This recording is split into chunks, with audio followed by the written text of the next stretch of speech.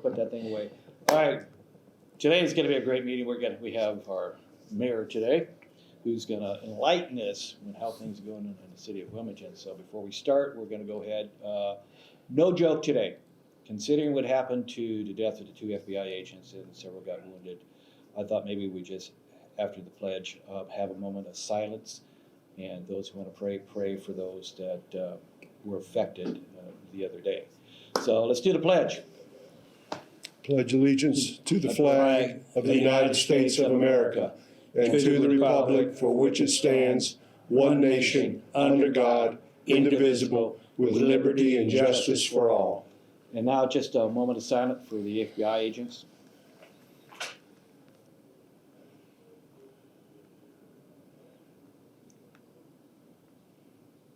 All right, everybody, here we go.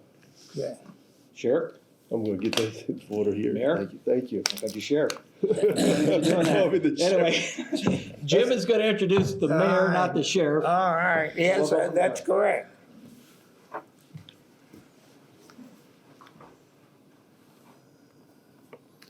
Okay.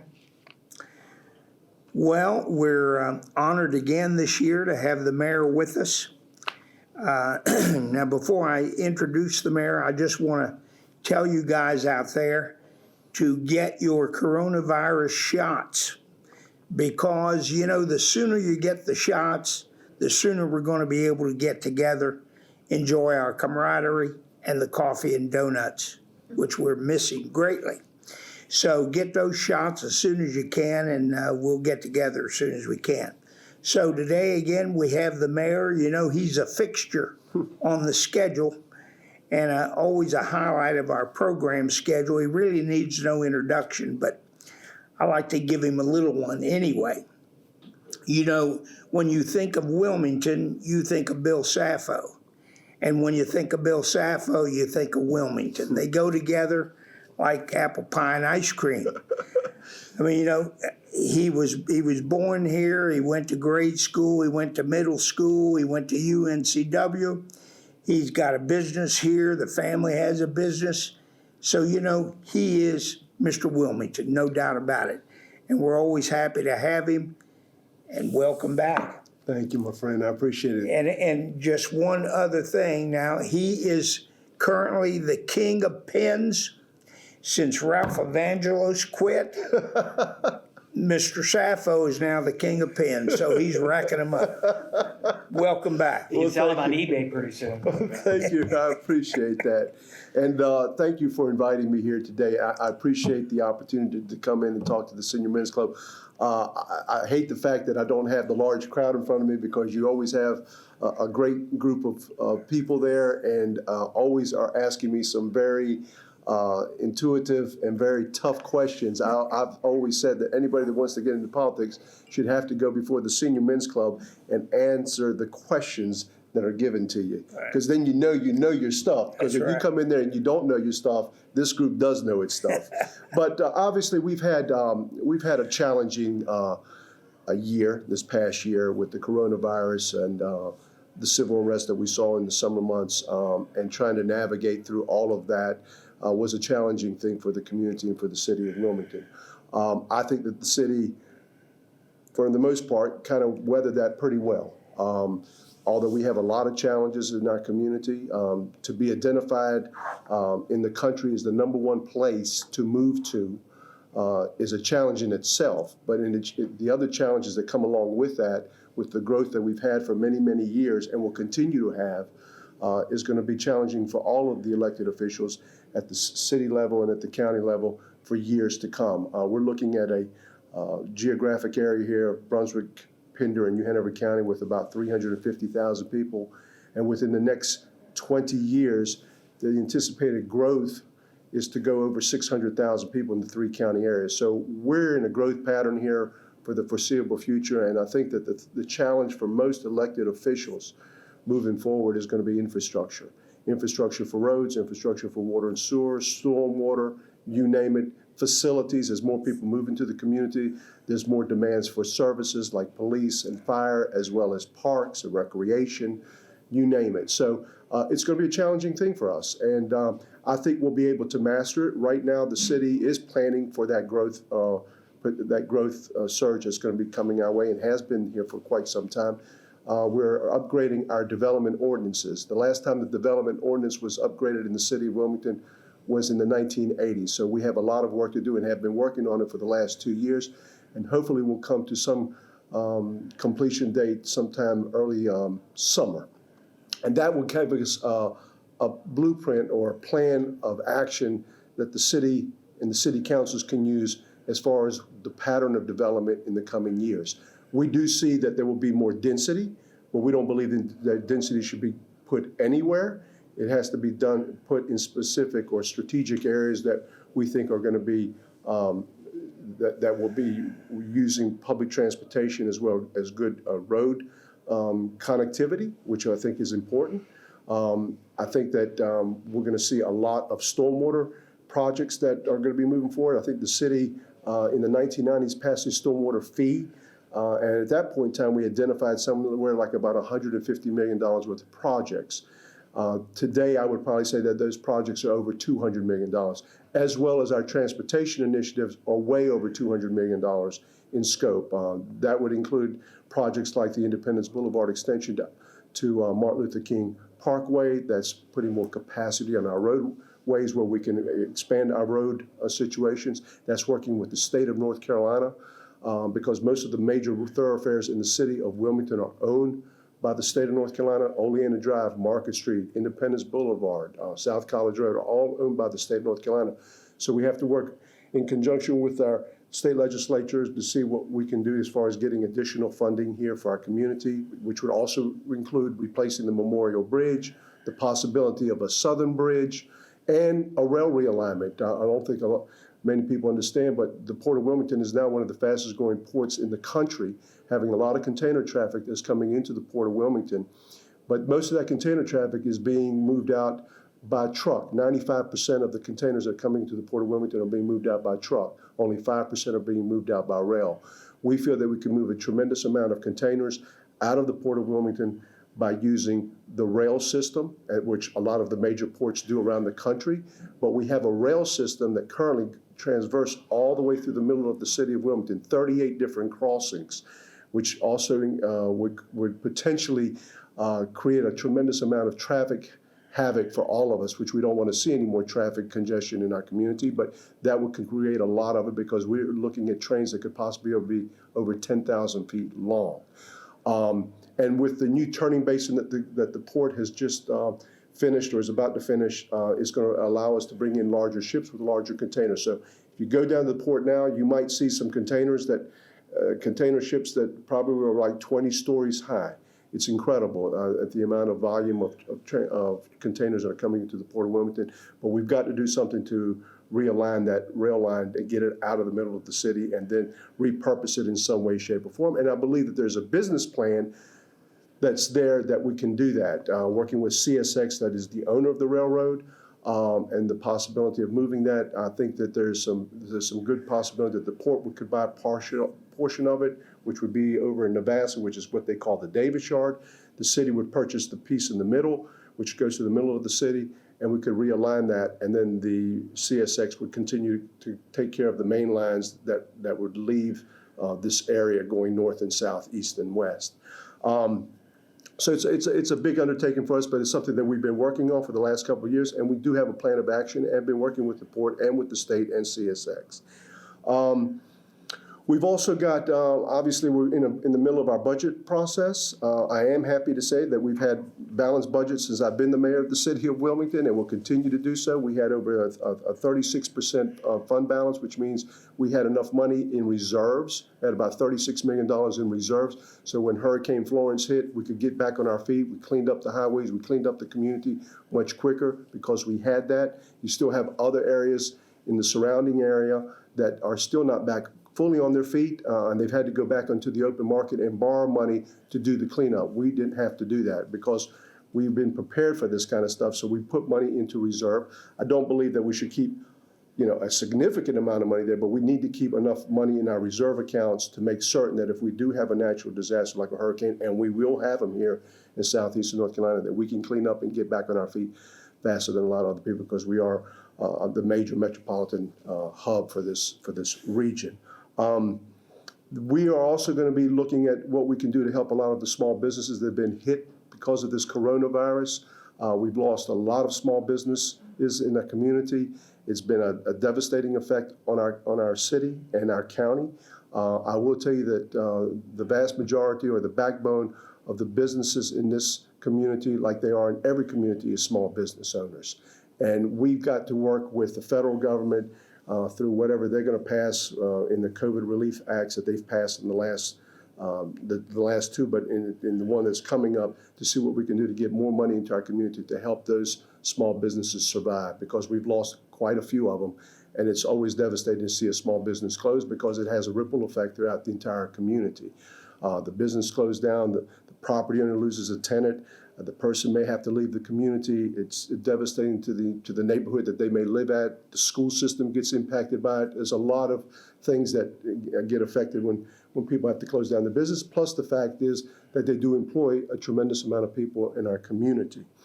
So that's something that we'll be working on and be focused on in this coming year. The city just undertook a clean energy task force. We put about 32 people together. We believe that the city needs to start focusing in the future about reducing its carbon footprint, hopefully by 100% by 2050, which we feel that we can do. It's going to take us some time to get there, but like all major cities throughout the country, we're looking for ways to reduce greenhouse emissions. And it's a good thing for us because we also reduce the amount of fuel that we will use on our trucks, on our garbage trucks, and our police vehicles, and on just our regular day vehicles that we use to get around the community, from code enforcement to social workers to our parks and recs people. We think this is the right thing to do, but it's going to take some time. It will take some money, but I think that that's the movement. That's the place that most of the urban centers in our country are going. Is to try to reduce that carbon footprint the best they can.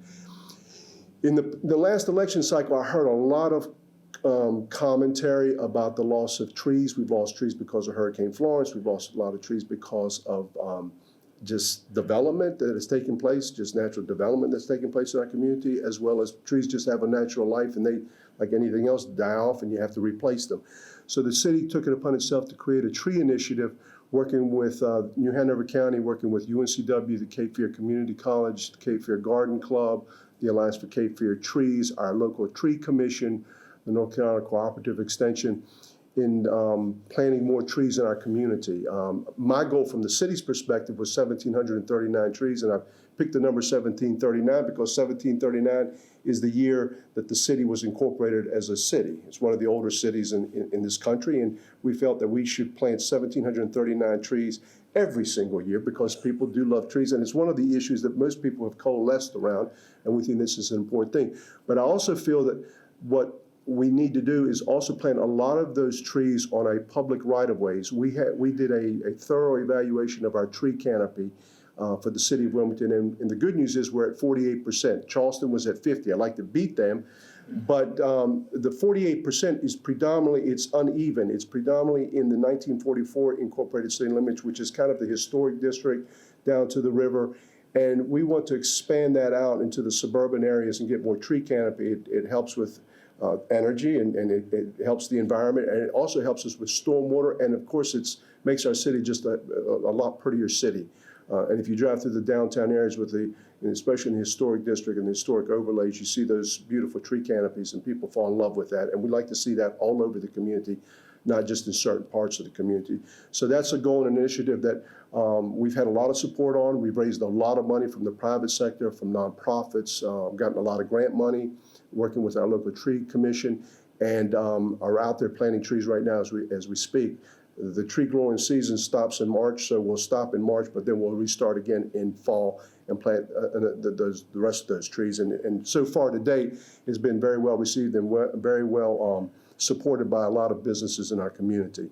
Another big thing, during the summer when we had a lot of the civil unrest because of the George Floyd situation that took place in Minnesota, we felt that we needed to do something to take a look at what we could do to reduce poverty in our community. We definitely have pockets of poverty in our community. that have existed for quite some time. And what I mean about poverty, we're talking about everything from education to jobs to transportation to affordable housing, all of the things that kind of go into the mix of poverty and what poverty does to a community or does to a neighborhood. And unfortunately, we deal with a lot of crime because of poverty rates. I think it goes hand in hand, and whatever we can do to reduce that is very important to us. So we've identified through our GIS service the areas of our community that we see high pockets of poverty, working with our county commissioners because they deal with a lot of the social welfare programs and their extension of state government in trying to bring additional resources to those parts of the community that need it and have been wanting it for quite some time. So having that discussion with the community, having that cooperation with the county commissioners, and then working together to see what we can do to keep kids in school and graduating from school, making certain that people that do want jobs and do have jobs and may not have public transportation can get to those jobs, because I do believe that you want to pull yourself up by your bootstraps, but I also need for you to be able to get to work. So public transportation is a big thing for people that don't have cars. For those of us that have the luxury to be able to drive, it's a great thing, but for those that don't have that luxury, they need to be able to get to and from work, get to and from your medical services, or being able to buy their food, or whatever the case may be, and be able to do that. So that's going to be a big thing for us this year that we'll be focusing on. But this Rise Together initiative is not just a one and done. We're not going to do this just in 1 year. This is a overall arching policy that looks at food deserts, looks at infrastructure improvements into those parts of the community that need it, working with our police department. And I think Chief Donnie Williams is doing a tremendous job in their outreach into the community. And here again, he's a local fellow that grew up here, born here, grew up in Creekwood, and understands the community as well as anybody, and understands the issues that we are contending with. And his public outreach to the community has helped to solve a lot of crimes, especially murders that have happened. We had the highest murder rate last year, I think, at 22. But most of those, over 75% of those murders have already been solved, and we feel that we're pretty close to getting over 90% in the next couple of weeks. We feel that we have some really good leads on some of the incidents that have taken place in the last couple of weeks prior. And affordable housing is the last one. This is a task force that the city and county have worked on for quite some time. One of the things about being one of the most popular cities in America, one of the most popular cities in the state, is we got a lot of people coming here. It's a supply and demand issue.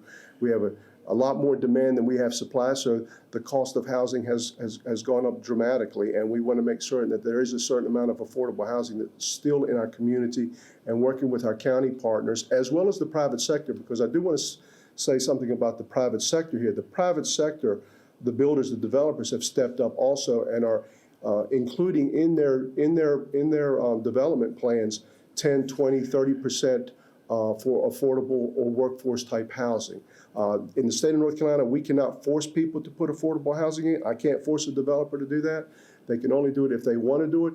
But they've stepped up and they've come to us and says, we want to participate, and we want a portion of our developments to include affordable workforce housing. So those are some of the things that we're working on, and there's a lot of things that, a lot more things and things we'll be doing. But, I also want to, give a shout out to our public safety officials, these guys and women that are on the front lines every single day, defending us and protecting us and taking care of us if our house burns down, or if we have a medical emergency, our fire department, our police department, our sheriff's department. These people do yeoman's work, and I know during the summer there was a lot of things that were said about the police department, and that we had an incident. We had 3 police officers that were caught on audio saying things that obviously we're glad we caught them, and we terminated them immediately. Let me just say this, that I believe in the body cams. I was one of, when I first got on city council many years ago, I supported the appropriation of money to make sure that we had cameras in all of our cars. I think the more transparency that we have in our system, the more support that we get from the community. Because with social media today, unfortunately, people will say all kinds of things that a lot of times are rumors. But when you have that camera, you can't lie to the camera, and you can't lie to the audio. You can hear it and you can see it. And I think that transparency helps not only our police department, but it also helps our citizens to support our police, the understanding that they're doing the right thing. And the training that they're going through today is extremely vigorous. And I think that Donnie's doing a great job in communicating that with his officers, with all of their officers. in our community. So with that, I'll stop and just say, thank you for giving me the opportunity to speak with y'all today and share with you some of the things that we're dealing with here in the city and what we are doing. That's good. I do have a question. Yes, sir. As we grow as a city, because I live off of, first, before I let you do this, these things are worth a lot of money on eBay. And I think, when you retire in 10, 20 years, these things are going to be worth probably $100,000. Mayor, thank you. I just want you to know that I do use these quite often. I have signed a lot of ordinances For your with these. important papers. I appreciate Important that. paper. And I That's need right. one today. I thank you. As we Thank you, said, press guys. hard, 3 copies. Thank you. Because I live off of Gordon, Mm-hmm. I have city here, and a lot of things going up. Traffic is horrendous. Do you guys work with the county that says there's something needs to be done with that particular road? Gordon Road is going to be expanded to a 4-lane facility. There is a timetable on it. I don't know, have the exact timetable, but it should be done within the next 5 years. I think it's on. It may be done faster than that. It's on the horizon to be done. That was a road that was identified because obviously a lot of traffic comes in off of Interstate 40 that comes into Market Street from that particular road. We hope we're going to alleviate some of that traffic congestion for some time, a little bit, when we do that I-140 connection from Military Cutoff out to I-140. But that road is due for an upgrade to a 4-lane facility, and it's been needed for quite some time. Oh, yeah. Just like Kerr Avenue has, and there's a lot of roads in our community that need that upgrade. It's a state road, and all of the roads in the county are owned by the state of North Carolina. And all of the unincorporated areas, they're owned by the state of North Carolina. So the good news is it's on the calendar to be done. The bad news is they went through a period there in the last 2 years where they had literally no money. They got sued on a couple of issues where the state had put easements on people's properties in anticipation of road projects to come, but they couldn't tell them when those projects would take place. So they could tie up a person's property for possibly 5 years, 10 years, 20 years in some cases. Those property owners around the state took the state to court and won. And so the state had to pay damages, which came out of the Department of Transportation's funding, and of course hurt all of us. I feel for the owners because I was one of those owners that also got caught in that thing where they put an easement on a piece of property and I couldn't sell it, I couldn't do anything with it for a number of years, although I had to pay taxes on it. So I understand I understand the owner's frustration on this, but at the same time, it hurt us overall because we had to take that money out of the Department of Transportation budget in Raleigh, which was in the over $1 billion, and which affected our overall transportation needs for our community. The other thing I do want to mention is that since we are one of the fastest growing regions in the state, and the anticipated growth for the state of North Carolina is, I think, an additional 1 million people within the next 10 years, we've been identified as one of the 4 of the fastest growing parts of the state. So Wilmington, New Hanover, Brunswick, and Pender is 1. Buncombe County, Asheville is 2. Charlotte, Mecklenburg is 3. And Raleigh, Durham, Chapel Hill is 4. So those 4 areas in the state are going to receive the highest percentage of growth in the next 10 years. So we know that we'll get additional representation in Raleigh, which helps us overall with getting more money back into the community, as well as with the amount of growth that we will have. The state's going to have to put more money into this part of the state because an interesting factoid here is the fastest growing county in the state of North Carolina, percentage-wise, is Brunswick. The fastest growing county in the state of South Carolina is Horry County, which is Myrtle Beach. They're side by side. That's right. And so Myrtle Beach to Wilmington to Jacksonville is growing as one. We see the pattern of growth. Hampstead, Pender County, going up toward Onslow, Jacksonville. So the demand for services and the demand for roads here is going to continue. The problem that we all run into is the time it takes to put in these roads is unbelievable. And that's the thing that's so frustrating to citizens. They say, why can't you just put a road through here? But when you're putting in a highway, especially if you're taking federal money, if you take state money, you have to do a state impact, environmental impact analysis. You might probably, and more than likely, you will be sued by either property owner or by environmental Gordon, you're group. taking property away from Yeah, people. exactly. So you're gonna be sued, so you have to go through a court process. Then you have to design it. Then you have to have the funding for it. And the funding may be when they approved it 10 years ago, the funding for it is not enough. So you have to go back to the well and get more money to finish it. So it is a frustrating process to most citizens that don't understand the process or not immersed in the minutia of building these highways. And I'll give you an example. Randall Parkway, which is now a 4-lane facility, it took us almost 5 years to get that road from a 2-lane facility to a 4-lane, just adding 2 additional lanes because we took some money from the federal government, which was a good thing. Senator Dole at the time got us some money. And then we took money, obviously, from the state, and then the city put in money.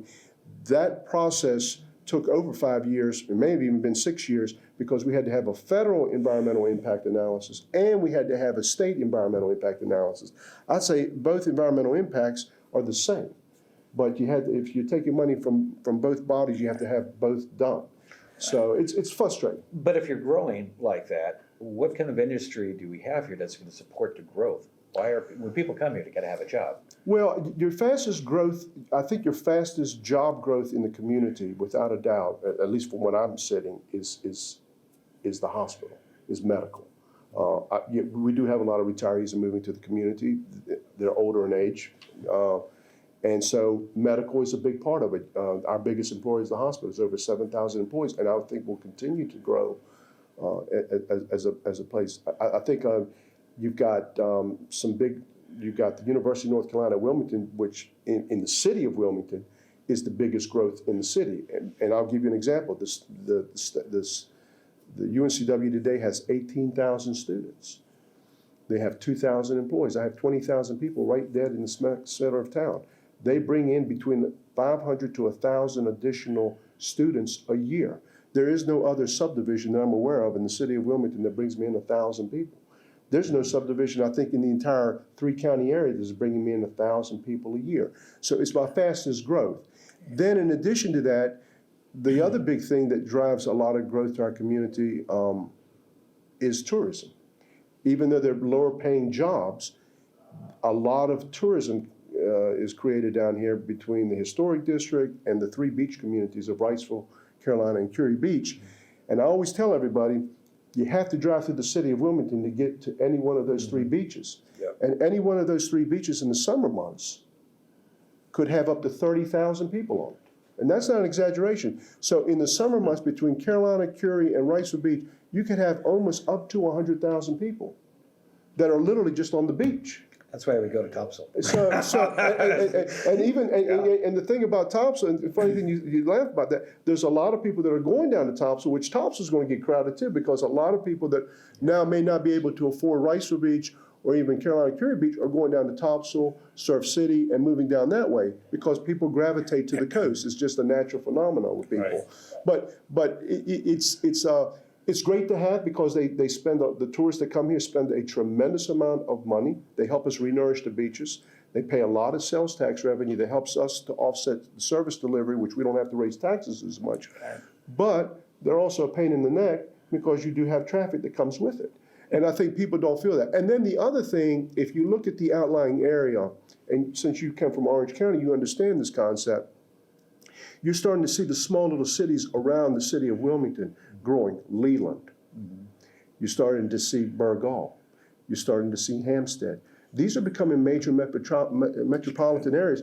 Leland almost has 30,000 people. When I was growing up, Leland probably had maybe 5,000 people.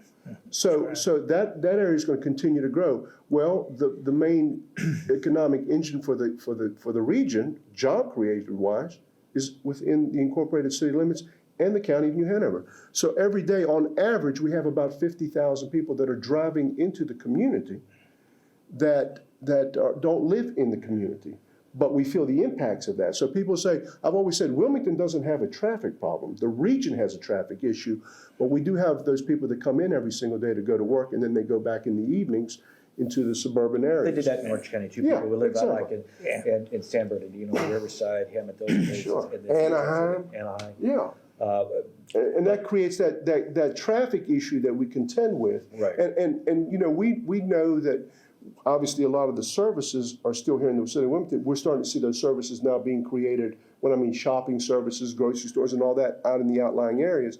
But we hope that there will also be job creation out there, so those people that live in those communities won't have that far to drive. Are you trying to bring in industries like an Amazon Center or? We're always distribution trying, we're centers? always looking for opportunity to bring in job industries, but not only us, Pender is, also, so is Brunswick. We have economic development teams that are always out there talking to people. Obviously, we're very sensitive to the type of industries that come here, but I think that, we don't want polluters. We want, good paying jobs, and we want people that live in the area to be able to get those jobs. But I will tell you, it is always challenging too, because we have, even though Wilmington's a great city, there are other great cities in America that are offering incentives that, offer maybe more direct air travel. So it's always a challenging environment for us, but what we're trying to sell here is the quality of life. So, I think we'll probably be making some announcements here shortly, but Pender County put in an industrial park out on, it's called the Pender Industrial Park off from 421. It's right there at the county line. They've got Acme Smoked Fish out there. Federal Express has built a huge facility out there. They're about to build a 125,000 square foot warehouse out there that will probably be used for some logistics and transportation. And so we'll see more of that happening. The one thing I didn't mention, and I do want to mention, is our film industry's I was also gonna come say the back. film industry's growing. Yeah, we've had 4 films. We've got 4 more in the hamper that are coming in. This industry employs a lot of people in our community. On average, probably 400 people a week when we're fully up and going are working at the studio or out and about the community, and that's been a good thing for us. We're limited in the amount of money that the state has given us for incentives for these companies, these production companies that come in here that want to do productions. We just lost a big one called, I think, Crawdaddy. They ended up going down to Louisiana just for $1 million more money that the state offered as an incentive as opposed to what we could offer. Yeah. And when we'd go to Los Angeles 20 years ago, we were talking to directors, we were talking to writers. Today, when you go to Los Angeles to talk to the production companies, you're talking to the accountants. They want to know what kind of money, what kind of incentive are you going to give me? And the incentive is, I think, very well written in the respect is if you spend the money here in the state of North Carolina, you get a reimbursement for that money back, which is why a lot of these companies have left Los Angeles and are doing business elsewhere. The headquarters of the film industry will always be Los Angeles because that's where all the talented writers and actors and all these people live. But a lot of the production is being taking place now in Atlanta, Georgia, which has become a huge hub for productions outside of Los Angeles, New York, North Carolina, Louisiana, New Mexico, Michigan, Pennsylvania. So everybody's it's a competitive business. But it's a good business to have because it's clean and it brings a lot of money to the community. And I always tell people notoriety. Yeah. But we did Iron Man 3 here. That film was done for over $100-some million. And I always tell people, just think about that. That was a production that was done here and has generated billions of dollars in revenue for the production company. And it's like creating an Apple, a phone or a watch or whatever. It was created and built here, but it is sold around the world and it continues to have residual from that. So it's a good industry to have, and I hope that we continue to have it. And the legislature so far has been very supportive of us. It isn't the same as what we had with the tax credit of 25%, but it's something that we can work with and something that keeps our industry alive and going. What about the amphitheater? That was something that was voted on by the citizens of this community in a 2016 bond that we put out there. And they said, yes, we think we ought to go ahead and build an amphitheater. It's going to sit about 7,500 people. We'll have it finished by June. Live Nation, which is one of the largest, band people in the country, with AEG is the other one. We went with Live Nation, is investing $4 million into the facility. They're going to run the facility for us. And we think we're going to have some tremendous acts down there. This was the area that we were going to put originally the baseball stadium. Yeah, right. And the baseball stadium went down in the referendum, I think 2-1, we lost every precinct. The city council felt that the property was valuable enough that we should buy the property and turn it into something. So we asked the voters, what do you think about an amphitheater? And they overwhelmingly supported it 2-1, and it passed with over 70% of the vote. And I think it's going to be something that this community is going to love. The interesting thing about the music industry, which has changed a lot also, is that the big acts that used to fill the stadiums, the U2s, the Rolling Stones, the Beyoncés, you know, there may be maybe a dozen of those acts that exist that can fill up a 70, 80,000 seat facility. So what Live Nation sees and the AEG sees is that these mid-sized amphitheaters are great because you're getting the acts that may not be, you know, may be coming down a notch or two from where they were. Right. And then you've got the other acts that are kind Coming up. of rising, Yeah. and it's kind of a sweet spot. And we proved with the amphitheater at Greenfield Lake, which, by the way, people criticized us when we first put $2.5 million in that facility at Greenfield Lake. What are you guys putting money, $2.5 million into that old facility? And now we have 56 concerts there every year that are sold out at 1,300 people. We can't put any more people in there. So we saw that model. Live Nation saw that model, says we can increase that capacity. We could bring in bigger acts if we had a larger facility. And I'm glad that we as a city council made the decision to purchase the property, which I think was probably one of the greatest real estate deals ever, because we paid $500,000 per acre for the property, and today that property is worth over $2.5 million an acre. So I think, if nothing else, there. it was a good real estate That's deal. right. But it's something that the citizens of this, and this community and this region will use for years to come, and that's a bigger thing. An amphitheater is gonna be done around June, you said? About June. And if you go down there, you can see it. Cool. Yeah. I can Okay. think of a group that can come down here called the King and Country. Very popular with the Christian community. Yeah. You know, and they have a big crowd. Yeah. So we'll have all kinds of events down there, and the Zaya Festival, we'll use it as a place where we can spread out to not only have music, but also we can have, you know, we have festivals. We're always closing down the street for something, and we can do a lot of different Shakespearean things. plays. You know what? We used to have those in Orange County. Yeah, well, we still have them here too. Mr. Mayor, thank you very much again. Thank you. Appreciate you Another having me. great performance, and we're always glad to have you. And get out there and get your vaccination when you can, as soon as you can. That's important. That's You don't wanna very, get the very zombie virus. It's Yeah. ugly. Yeah. We don't know when the next one's gonna be done. We possibly have a The end of March, end of February. end of February. It'll be a simple one. And hope you guys are liking this. You know, this is gonna be the, I hate to say the word, the new norm until this little creature goes away. And just having coffee with you guys. And I hope you all stay well and be safe. And remember, 4 W's, wash your hands, watch your distance, wear your mask, and take your vaccine. You know, so, you know, a little old folk humor. Thank you all. Thank you.